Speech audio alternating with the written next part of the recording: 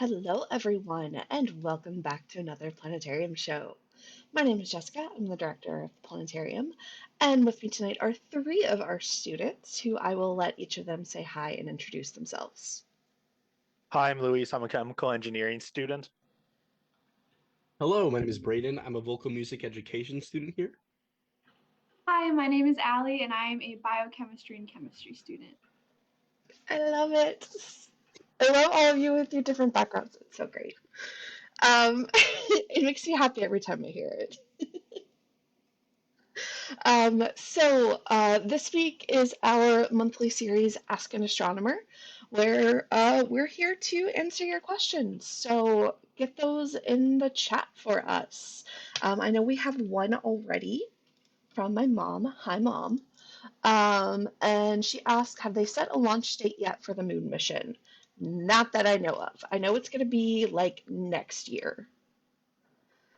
Um, they have announced the crew for Artemis 2, which is very exciting, but do not have a date yet. And I suspect even if they had one, it would change a few times beforehand. But yeah, we're looking at like next year, I believe. Might be 2025. I don't remember.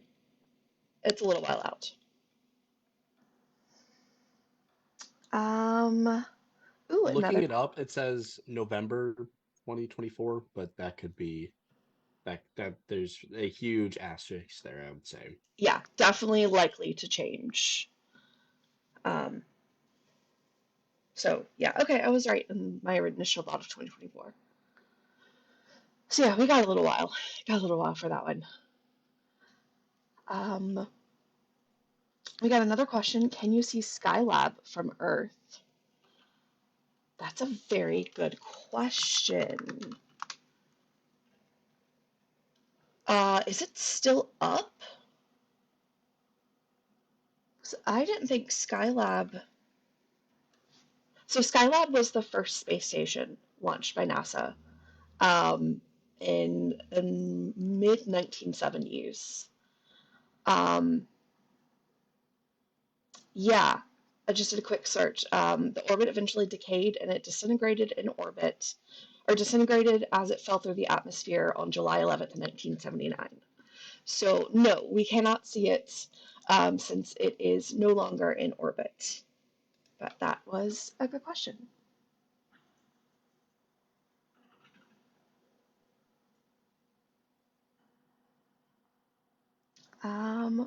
More questions. We live in Wisconsin on a ridge, and there's often a bright light that in one night it's on the north side, then rotates each night. What could it be? Someone thought. So if it was something like a satellite, it would move very quickly in the sky. It wouldn't seem stationary, and would only be visible for max maybe a minute as it moved across the sky. If you're seeing a bright light that is stable, like it's not moving during the course of the night, um,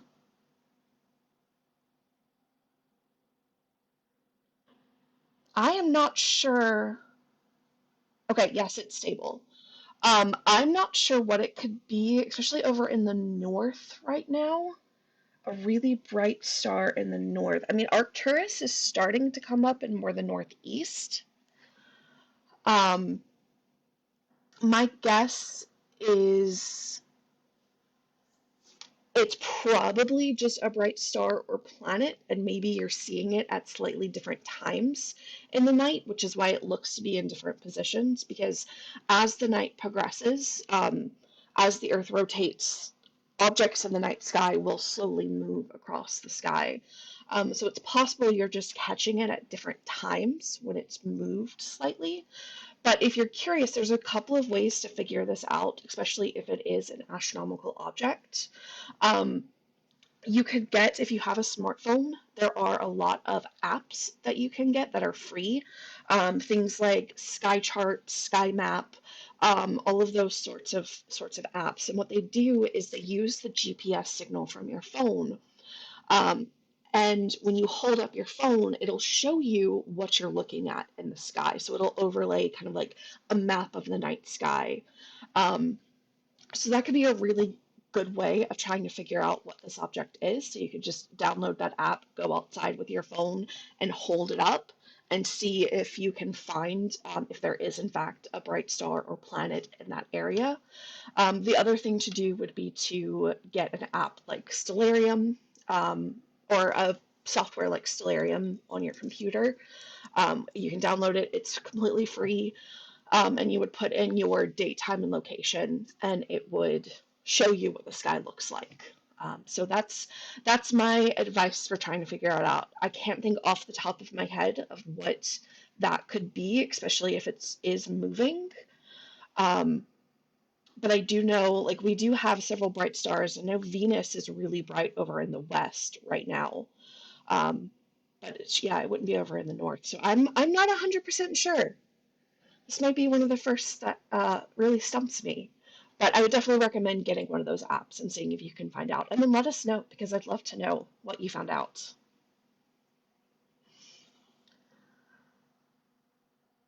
A few more questions. Did the satellite that was supposed to crash to Earth today actually crash, and where? I don't know. I Did I you look it up? I was looking it up, and it says that it might have it might have burned up in orbit over like Kiev, and that so far that's what is being said, but that could be that could be false information, so that's with a grain of salt. But so far it's looking like over Kiev in Ukraine a few hours ago is when where it landed There we and go. crashed. Yeah, most things do burn up in the atmosphere. Um, because I mean it's a lot of friction as you're coming through the atmosphere. So most things do burn up and disintegrate in orbit. Um, and majority of the time, if stuff does survive the fall through the atmosphere, um, usually we're not in any danger because 75% of the Earth is water, and of the 25% that is land, most of the land is actually unoccupied. Like, we as humans only occupy a very, very small portion of the surface of the Earth. Um, so, yeah. Let's see. I saw about an asteroid. Oh, how concerning actually was the most recent asteroid that passed near? Not concerning at all. That's one of the things, and this is where I feel like we in science education and stuff are constantly kind of battling the media because the media really likes to hype up things. Um, that's definitely one of the cases where we see that a lot. Anytime something flies close by, we get all of these doom and gloom articles about this near miss, and it's not an issue. Um, we have entire operations dedicated to looking for things that are going to hit the Earth. And of the objects that are big enough to cause any sort of major damage, we know exactly where they are, we know their path, and we are not in any danger for the foreseeable future. Um, So, yeah, that's definitely a case where the media likes to hype things up. It doesn't mean it couldn't ever happen that, something gets too close or we do have a near miss. But usually, if you see that kind of verbiage in social media articles or media articles in general, it's a little hyped up. Yeah. Every once in a while, I see on my computer, I have like a Windows computer, and I'll see like down on the lower right side, there's like a list of news articles that pops up. And like it's very frequent. I get some kind of article that says like a killer asteroid is coming to Earth and it's like gonna wipe out everyone.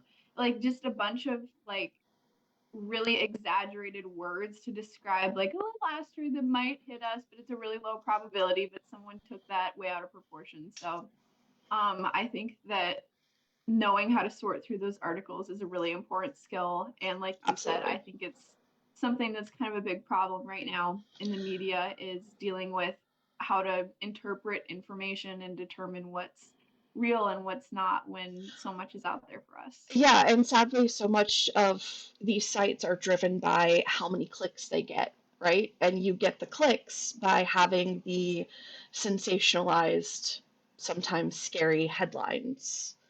Um, and that's just the world we live in. And yeah, learning how to navigate all that. I mean, that's why we're here, so that you can ask us those things. And if there was something major that was going to happen, we'd tell you, we'd let you know.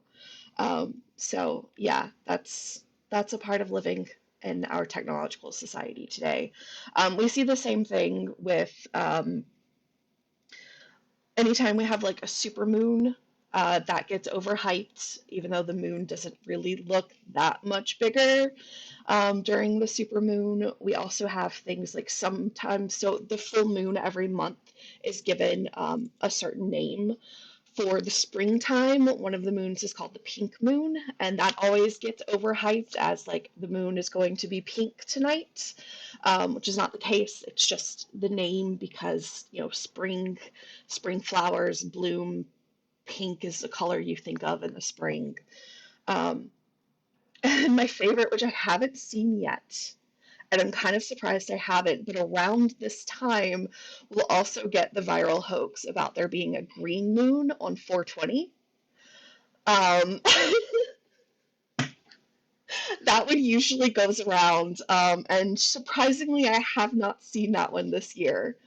But that's why I know. Hey, tomorrow it's gonna happen. I know, right? I just jinxed It's it. gonna You're gonna see it happen. all over the place tomorrow. Um, I don't want to explain. If you don't know the joke behind 420, um, ask ask someone. I don't think that's one I can explain on stream and not get in trouble.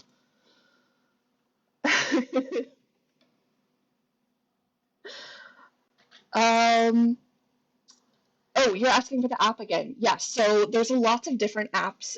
Star Chart and Sky Map are the two apps that I know of off the top of my head, but there are lots of different ones, and there are several that are completely free, so you don't have to pay for one. So those are the two. Let's see.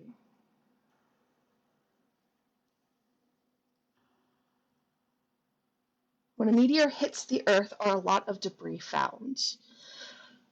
It depends.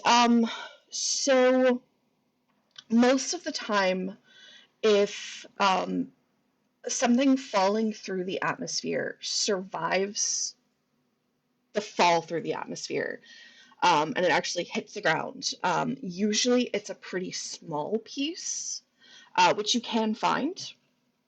If it is a bigger piece and it does get broken up, you can absolutely find those as well. A lot of the trouble is distinguishing them from Earth rocks because a lot of these meteorites that hit, they look very similar to Earth rocks. So they can be difficult to distinguish. But actually, there is yearly expeditions that go to Antarctica to search for meteorites, because Antarctica is one of those places where if you find a rock on the surface, you know it's not an Earth rock because Earth rocks are buried under layers of snow and ice. And so there are expeditions that go out every year to collect these meteorite samples. Um, but I think there was one that, what was it, over like West Virginia or something? Recently, they saw a fireball explode, and there's a reward out if anyone can find pieces of the meteorite. And they gave like a general area of where they could possibly be found. I think it was West Virginia. So you can definitely find them.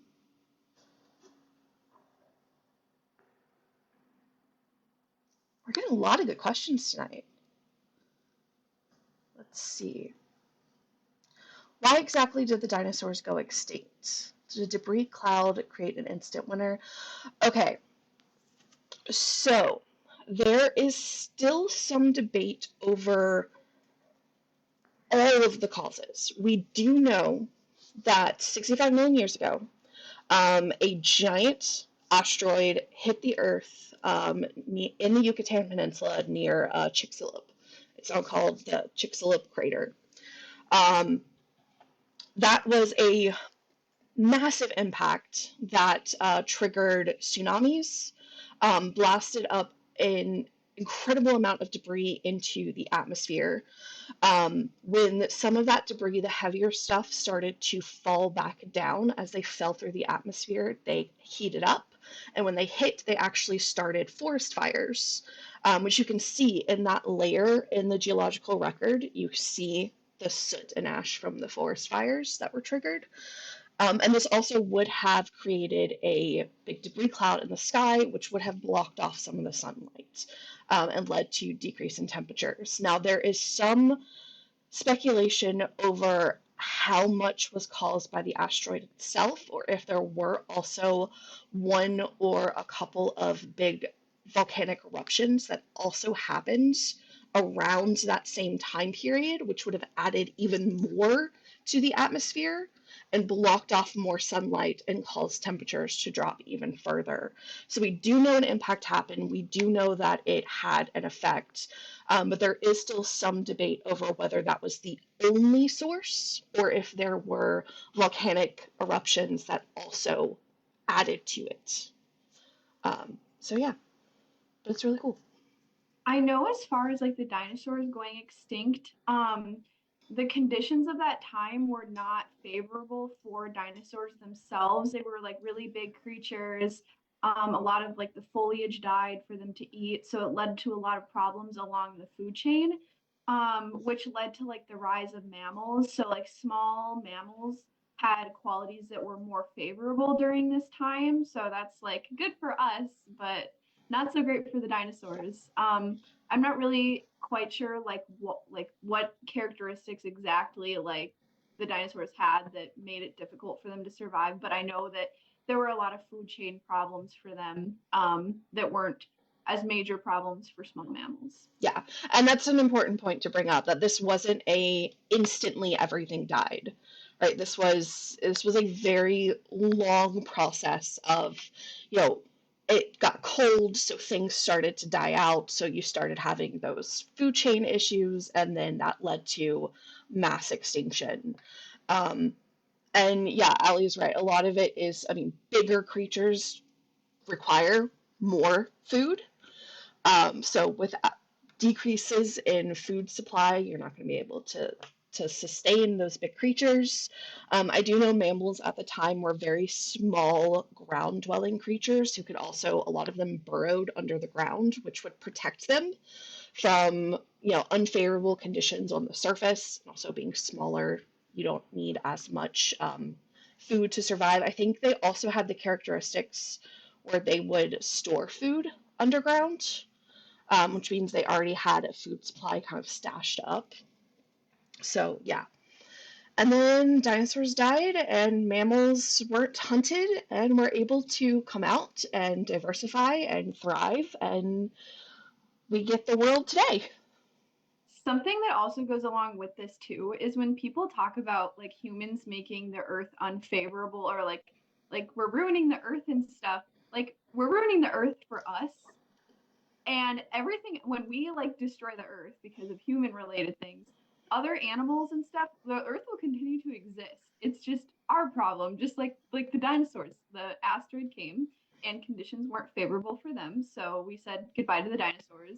And that's like essentially why like climate change is a big problem, because there's a lot of stuff on earth that will continue for a long time after us. It's just a problem for everything that really likes the conditions we have now on Earth. So kind of an interesting parallel.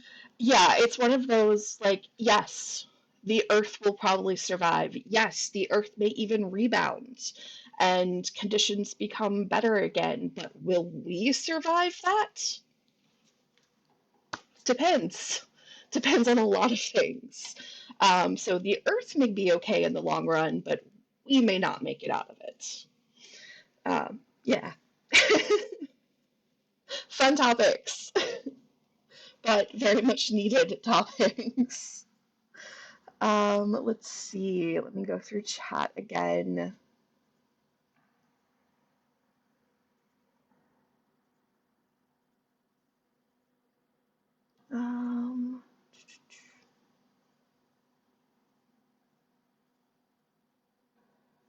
Ooh, okay. In the new movie, asteroid is going to hit the Earth. It punctures the atmosphere and the oxygen leaves. Accurate. That's just Hollywood.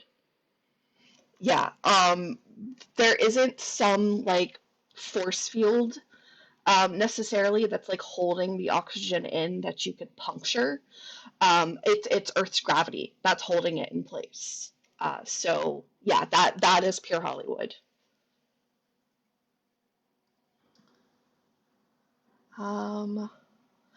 Wormhole. Okay.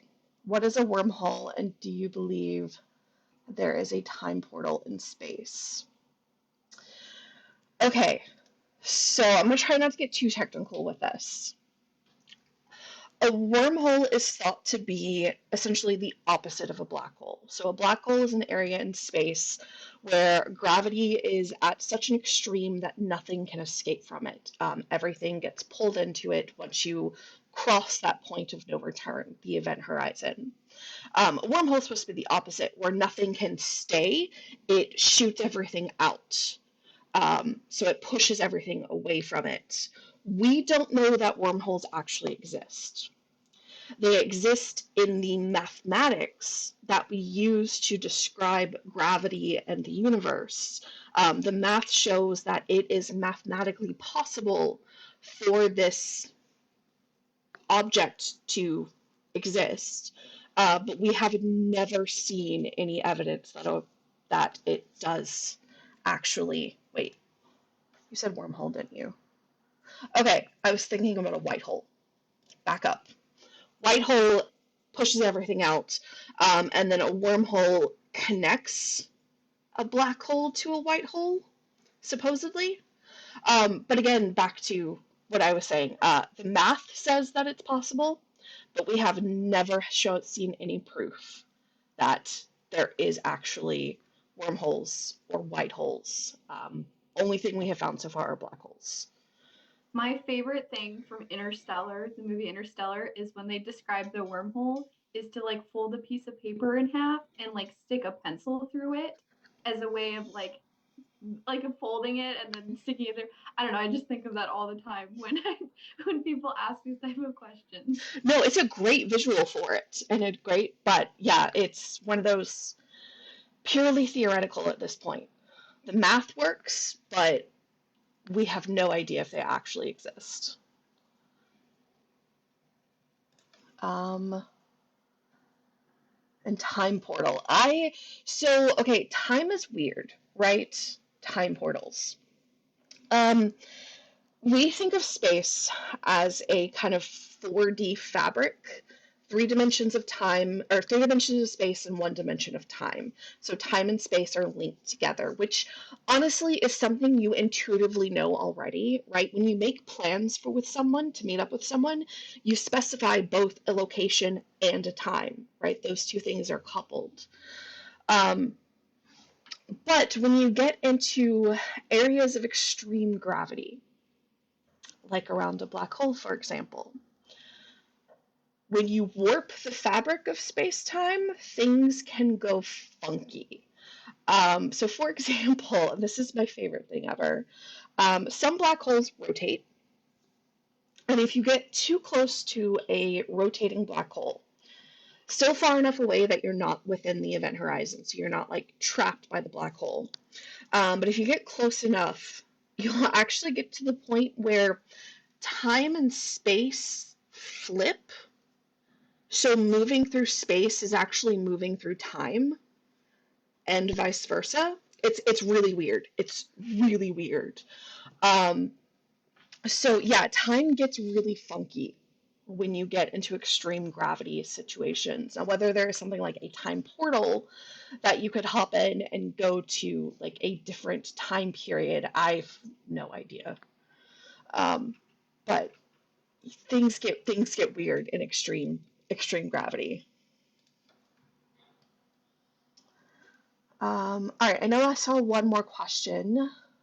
Yes, do any planets in our solar system still have active volcanoes? Yes, planets and moons. So Venus, we actually very recently got the first direct proof that Venus does still have active volcanoes.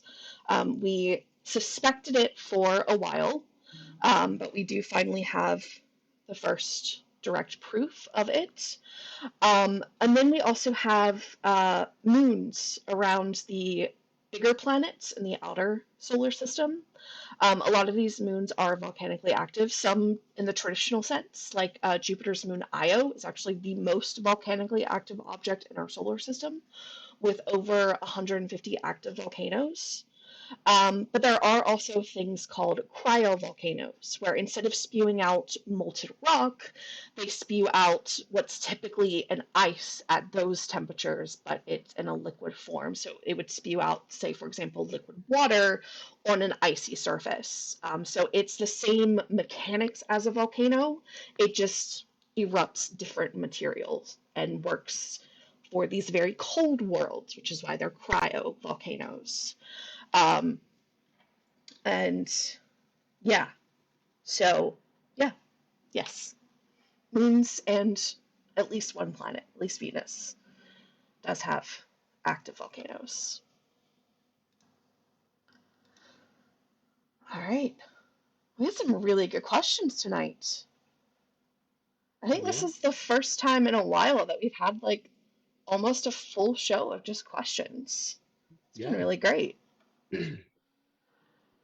I do want to bring up though, before we start winding down, we do have a hybrid solar eclipse happening for us tonight.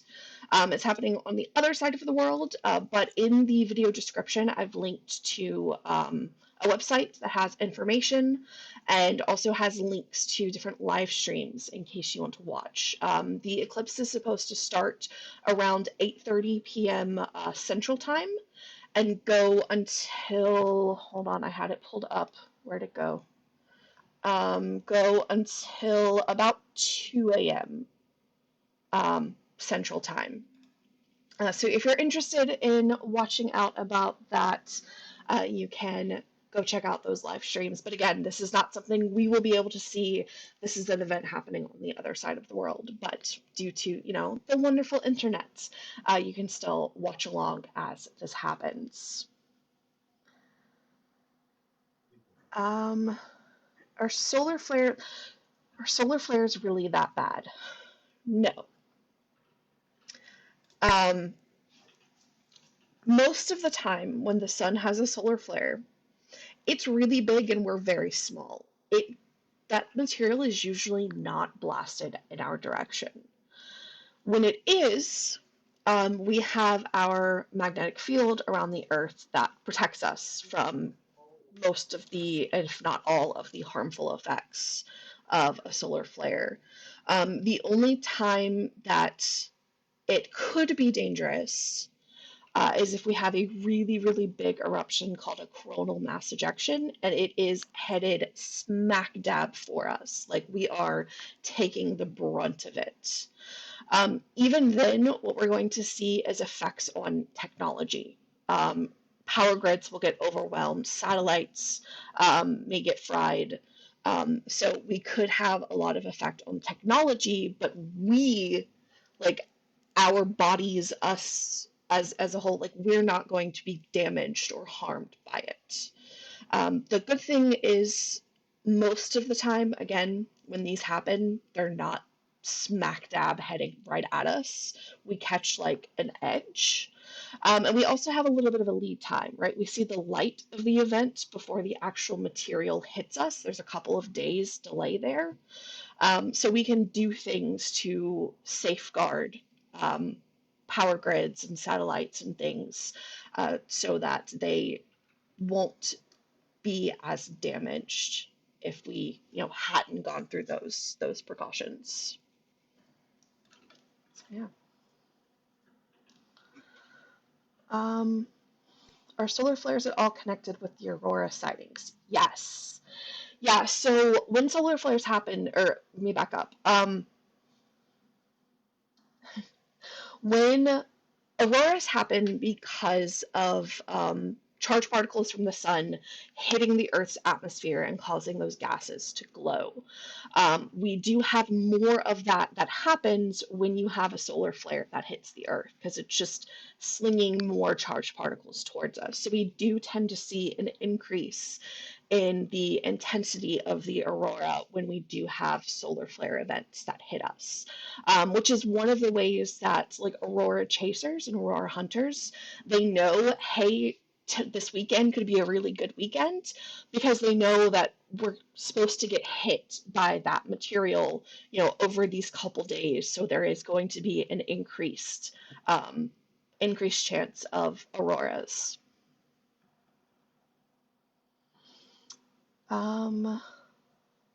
Let's see.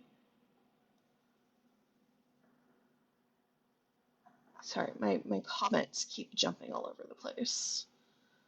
Oh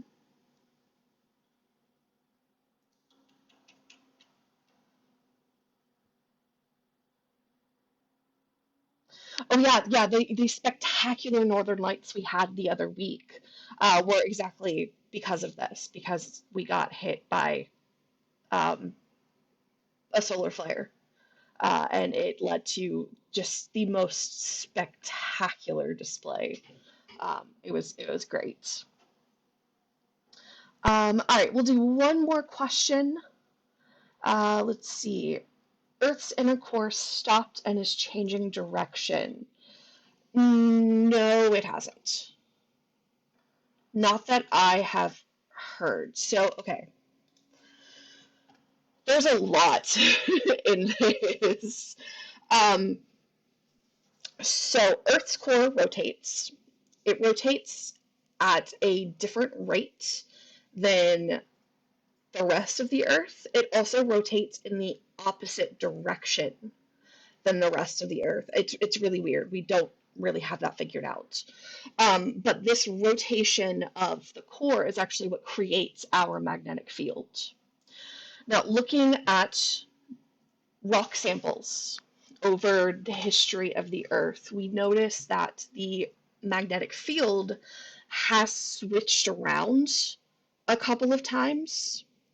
One possibility for that that could have created that flipping of the magnetic field is the rotation of the core having flipped directions. Excuse me. We don't know for sure, though, what causes that. And so, yeah, it could be that, but yeah, I have not seen any evidence. I have not seen anything come out about the Earth's core stopping, because that would be a big deal. If it did, we would instantly lose. We would have lost our magnetic field and would be in a lot of trouble right now if that were the case. So, no, it did. But, yeah. All right. I think we will wrap it up there. Thank you, everyone. This has been a really great Ask an Astronomer. Have been some awesome questions. Let me kind of flash up real quick our schedule for the week. So for our in-person shows this week, Friday is Adventure to the Edge of the Universe. Saturday at 2 p.m., our family show is Hercules and Other Superhero Stars.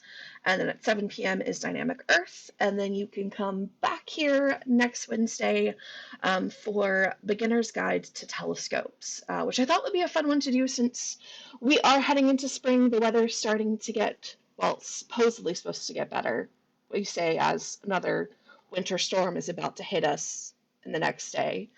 But just to kind of prep for going into, good weather to get outside and view the night sky, I thought it would be a good time to kind of talk about telescopes again. And if you're interested in buying a telescope, kind of what you would need to look for, how you would use it, that sort of thing. And for those who are interested more in the aurora, I actually do have a show, our show about the aurora, scheduled to happen in May. I believe it's May 24th, but I just posted May's schedule, so you can always go check that out. But we will be doing a show about the Northern Lights next month. All right. One last question. Okay, I just saw this. Wasn't Earth's axis thrown off a little bit when that huge earthquake happened, Minnie? That's another one I would have to look into. I don't think so. I don't want to absolutely say no when I haven't looked into it, but that does sound like another kind of sensationalist article. But I will, how about this? I will look into it, and if I find anything, I will bring it up next week. Sound good? Okay. All right. Yeah, so with that, again, thank you everyone. If you're in the area, stay safe over the next day. I know we're supposed to have a lot of ice and snow and rain depending on where you're at. So stay safe, stay warm, and have a good week. We'll see you all next time. So bye everyone. And